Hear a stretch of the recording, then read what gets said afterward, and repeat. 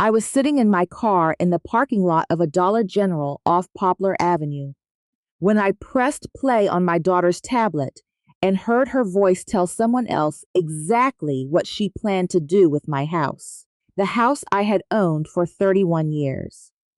The house I was still sleeping in every night. She had no idea I was listening. If you have ever trusted someone completely, right up until the moment you couldn't anymore, I would be grateful if you hit subscribe before we go any further. This one is for you. My name is Thessaly Granger, 67 years old. Shelby County, Tennessee, just outside Memphis.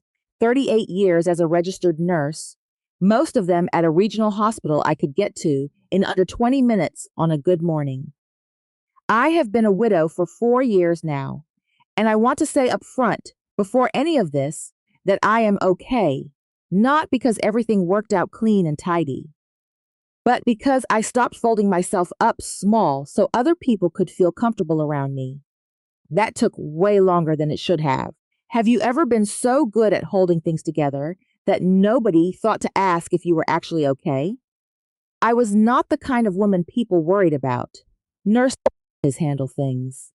That is what we do. When my husband Ray was diagnosed with lung cancer, a Tuesday in March, I handled it.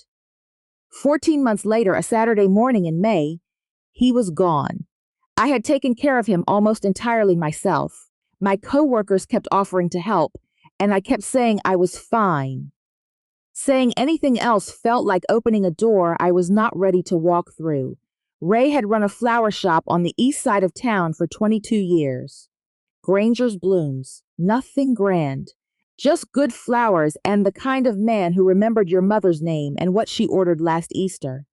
When he died, he left me the shop, the house, and enough in savings to keep things steady if I was careful. That was Ray, always thinking 3 steps ahead for me.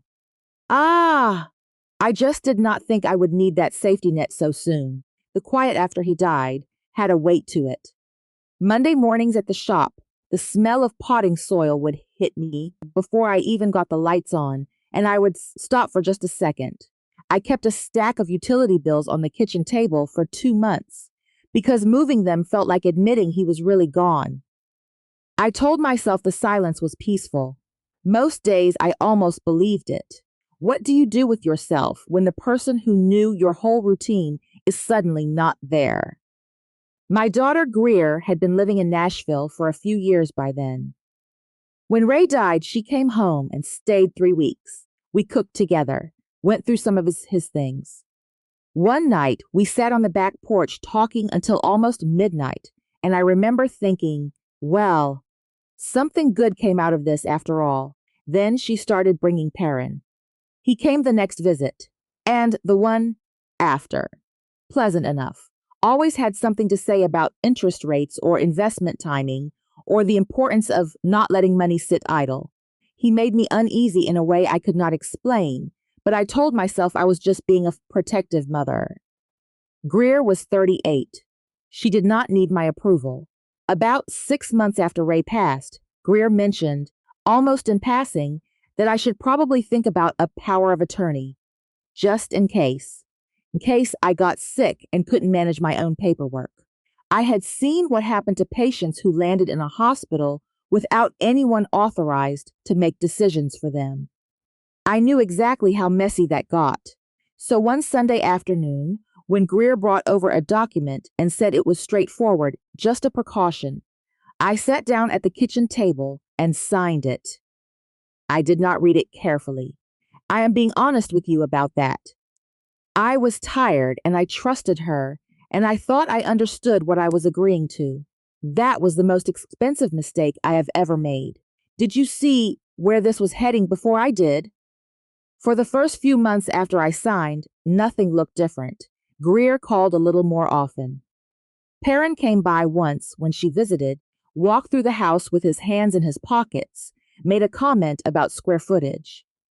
I told myself some people just size things up. That is their nature. Then I started noticing the account. The shop had a business checking account Ray and I had kept for over 20 years. I had always managed it myself. After I signed the power of attorney, Greer offered to help with some of the paperwork, and I let her because she seemed to want to be useful and I was running out of energy to explain things. Over the next 3 months, there were withdrawals I did not recognize. Small at first. $140. $260. When I asked, Greer had an answer each time. The refrigeration service, the delivery account. Something she had already handled, so I would not have to worry. I accepted it each time. I am not proud of that. Then Mrs. Hewitt called. She has managed the branch I have used since Ray and I opened our first joint account at 34. She called on a Thursday afternoon and asked, very carefully, whether I was sure about a transfer of $8,000 that had gone through the Monday before. She said Greer had told them I was already aware of it. I said yes, of course, thanked her, and hung up the phone. Then I sat at the kitchen table and did not move. Greer had been in Nashville all week. I knew because she had texted me a photo of a restaurant she and Perrin went to on Tuesday night. I did not call her. I still cannot fully explain why. Maybe I was not ready to hear her explanation, because I knew I would probably accept it. I did not trust myself yet. I just sat there with the phone face down on the table and the afternoon light coming in through the window above the sink a few days. After that, I was in the back of the shop when the phone rang. Sandra was out on a delivery. I picked up. It was Perrin's voice on the other end, calm and ordinary, asking about the process for transferring a business license to a new owner. He asked for Sandra by name. I set the receiver down in the cradle without saying a word. Stood there with my hand still resting on top of it. That evening Greer stopped by with takeout from the Thai place I like on Summer Avenue. We ate at the kitchen table. She asked how the shop was doing. I listened and answered and passed her the spring rolls. When she stepped outside to take a call, I carried the dishes to the sink, noticed her tablet sitting on the couch, screen lit up. I was just walking past. But the browser tab was open to an article about selling a small business through a power of attorney. I read it twice. Then I walked to the kitchen and filled a glass of water from the tap. My hand was steady. The rest of me was not. I did not say a word to her that night. 2 weeks later, Sunday morning call. She had been thinking, she said. Wanted to talk about the shop's future. I was not getting any younger. The numbers had not been great. Perrin knew a serious buyer. A fair price, no hassle. She said I had worked hard enough. She said I did not need to keep doing this to myself. She did not sound cruel. That is the part I keep returning to. She sounded like she believed every word, like she genuinely thought she was helping me. I told her I would think about it and got off the phone. Then I drove to the shop, locked the door, turned the closed sign around, and sat behind the counter in the quiet. The fluorescent light buzzed the way it always did in cold weather. Ray had been meaning to fix that for years. Every flower in that place was something he had chosen. The roses along the left wall, the eucalyptus near the door, because he liked how it hit you when you walked in. On the display counter, a simple clear crystal vase with a wide mouth. He had bought it at an estate sale the first year we opened. Told me once that when the shop didn't need that vase anymore, we'd know it was time. I sat looking at it for a long time, 38 years of walking into rooms and asking, what do you need right now? Are you comfortable? What can I do? The first question I ever learned, and the last one I ever thought to ask myself. And sitting there, in the quiet of that shop, I realized no one in this whole situation had asked me a single thing. Not what I wanted for the shop, not what I wanted for my life, not even whether I was doing all right. So, what would you have done in that moment? I locked up around 7 and walked out to the car, reached into the back seat for my purse, and my hand hit something flat and hard. Greer's tablet. She had left it in my car the weekend before when I drove her to the airport. Neither of us had remembered it. I set it on the passenger seat and drove home. I did not look at it that night, but I did not put it away either. Somewhere before I started the engine, I picked it up just to move it and the screen came on. A recording app was open. The timer showed it had been running for days, picking up ambient sound, silence, whatever came near the microphone. I do not know when Greer bumped the button. I do not know if she ever knew it was running. I pressed play and set the tablet on the dashboard. 22 minutes. I am not going to tell you everything I heard.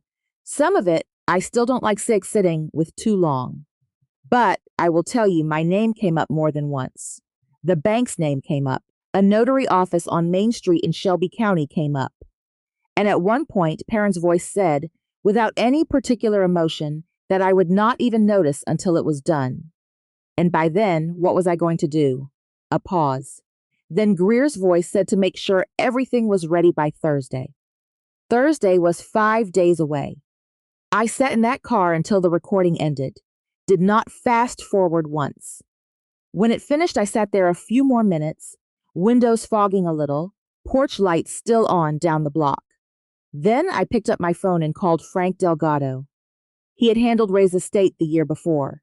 Thorough, calm, never made anything bigger than it needed to be. I told him I needed to meet first thing in the morning and to bring the power of attorney paperwork. He said he would be there at 8. Frank's office smelled like old paper and carpet cleaner. He read the document while I drank the coffee his assistant brought in. When he finished, he set it flat on the desk and looked at me. He explained that what I had signed was a limited power of attorney. It covered the operating account and urgent medical decisions. That was all. It did not give Greer authority to sell a business, did not give her authority over real property. To do either of those things, she would need a new document, a broader one, signed by me in front of a notary, with full knowledge. He said that was what Thursday was for. He said, if I had walked into that notary office without him and signed what they put in front of me, they would have had everything they needed. He said I had gotten there just in time. The way he said it, quiet and matter of fact, made it land harder than if he had made a big statement out of it. What do you think you would have done if you had been sitting in my chair across from Frank that morning? I told him about one more thing from the recording. Near the middle, Perrin had asked Greer how much would be enough. She didn't answer right away. When she did, she said she just needed to pay off the debt. After that, she didn't need anything else. Frank made some calls over the next day. What he found was that Greer and Perrin had been carrying close to $40,000 in debt from a business they had tried to start together 2 years earlier. It had failed. The debt had not. I want to be careful about how I say this. Finding that out did not make me feel better, did not make what she had done smaller, but it made it make sense in a way nothing else had. She was not the person I had been imagining in my worst moments. She was scared, had run out of ideas, and had looked at what I had and decided that was her way out. She chose wrong. Understanding why someone chooses wrong does not mean you hand them the key anyway. I said that to Frank, more or less. He nodded and opened a fresh legal pad. Over the next 3 days, I did not call Greer, answered her texts the same as always. Said I was fine, said I was at the shop. Frank filed the revocation and notified the bank. Mrs. Hewitt pulled the full transaction history. 3 unauthorized transfers, just over $19,000.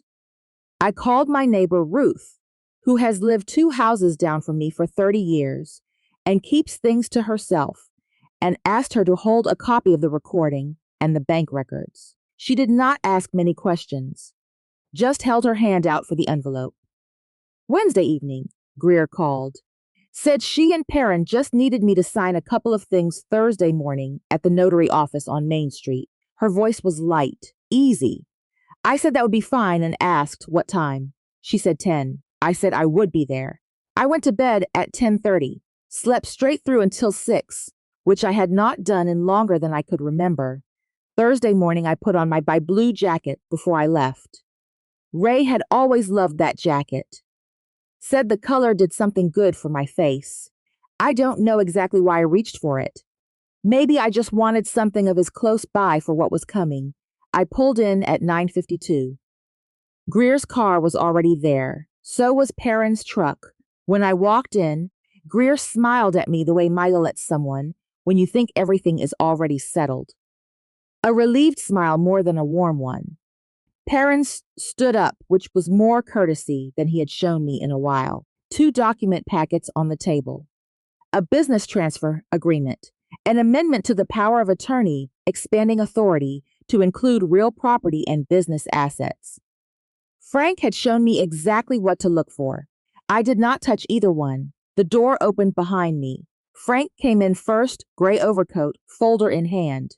Mrs. Hewitt followed, reading glasses on, second folder under her arm. Perrin straightened. Greer's smile stopped. Frank set his folder on the table and spoke in the same steady tone he used for everything. The power of attorney had been formally revoked Monday morning. The bank had received written notice the same day. All transactions under that document were frozen pending review. He opened the folder and placed one printed page on top of their documents. 3 transfers, by date and amount. Total at the bottom, $19,200. Greer looked at me. Just her name. Nothing else. Perrin started talking, used the word misunderstanding twice. The notary, Mr. Garrett, let him finish, then explained quietly that his office could not execute either document without a valid power of attorney covering those transaction types, and no such document existed. The appointment would need to be rescheduled or canceled. He said it the way you say something that is simply true. We left before they did. I walked out into the cold morning air and stood by my car for a moment. That was all. A month later, Greer and Perrin separated. He left. She called me one evening, not to explain herself, just to cry. I stayed on the phone. I did not tell her it was okay because it was not okay yet. The $19,200 came back over 6 months in installments she arranged herself. I had told her only that I trusted she knew what needed to happen. Frank said I could take it to court. I decided I did not want to spend the next year of my life in that room. She paid it back. The power of attorney was never reissued to anyone. I sold the shop myself on my own timeline to a young couple who had been renting a storefront 2 blocks over. They asked if they could keep the name. I said yes before they finished the question. Granger's Blooms. It still says that on the sign. I drive past it sometimes. 6 weeks after the closing, I booked a flight to Savannah. Ray and I had talked about it for years, always some reason to wait. Then there were no more reasons and no more Ray. I went alone. 5 days. Did not ask anyone's permission. Did not mention it to anyone until after I had already booked it. 3rd morning, I walked through the farmer's market near the riverfront. Cool air, vendors set up under the Spanish moss. Near the end of the row, a woman was selling bundles of wildflowers, yellow, a little ragged, the kind that looked like they grew exactly where they wanted to and did not ask anyone about it. I bought 1 bunch for $3, carried it back to the hotel, and put it in a plastic cup from the bathroom with a little water. Set it on the table by the window. I sat there looking at it for a while, not trying to make it mean something, just looking. Greer and I still talk. It is not easy, and it is not what it was. We are 2 people trying to find a way back to each other, and some days that goes better than others. I do not have a clean ending to offer about that part. I am not sure one exists. What I do have is this: I am not folding myself up small anymore to give other people more room.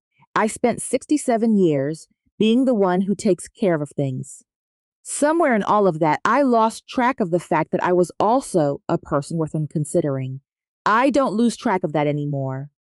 Now I want to hear from you. Has there ever been a moment when you stayed quiet because you weren't ready to know the truth yet? Leave it in the comments. I read every single one. And if this story reached someone you know today, go ahead and share it with them. Sometimes the right story finds you at exactly the right time.